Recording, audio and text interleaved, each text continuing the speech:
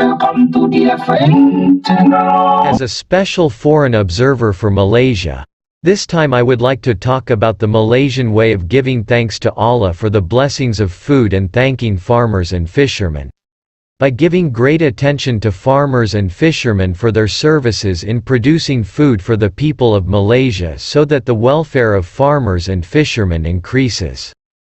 We cannot deny that every human being needs food as energy in order to survive and carry out various activities that are beneficial to oneself and others. Without food that goes into our stomachs, we will definitely be hit by hunger and die. The food that is served in front of us is easy for us to eat.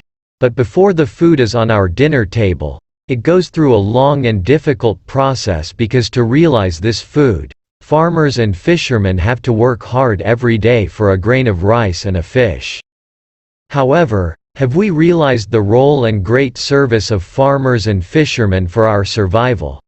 Of course, first of all, we must thank God for the blessings of the food every day that we eat, and by the power of God, plants grow after being planted by farmers, and fish in the sea can be available and caught by fishermen. For that we should thank farmers and fishermen. This includes thanking the animal breeders and their workers who produce meat to meet our nutritional needs for side dishes. If many of our lives today are prosperous because we are supported by healthy bodies and minds, of course all this is thanks to the farmers, fishermen and breeders who have worked hard to provide the nutritious food we consume. However, have we ever looked at the lives of farmers, fishermen and livestock workers to see if their lives are prosperous? Because it's possible that some of them are farm workers who don't have agricultural land, fishing workers who don't have boats, and livestock workers who don't have their own livestock. However, with all the limitations of their lives, they do not limit their patience and loyalty to their profession as farmers, fishermen and livestock workers so that they continue to work diligently even though the results are only enough to survive.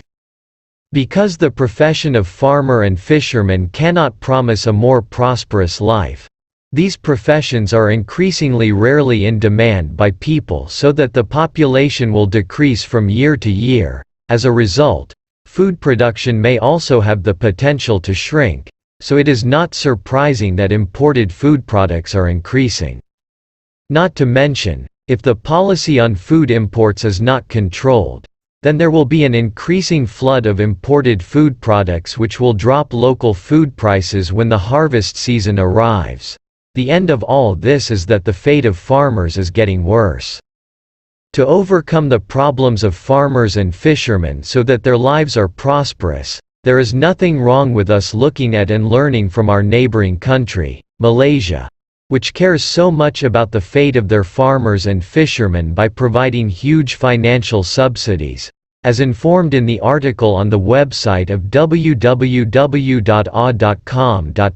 titled, Malaysia subsidies farmers and fishermen 5.8 trillion rupiah. Such a large amount of subsidy funds shows that Malaysia does not only care but also respects the profession of farmers and fishermen. Besides that, Malaysia has also allocated 2.7 billion for various programs and projects to improve rural infrastructure in an effort to bridge the gap.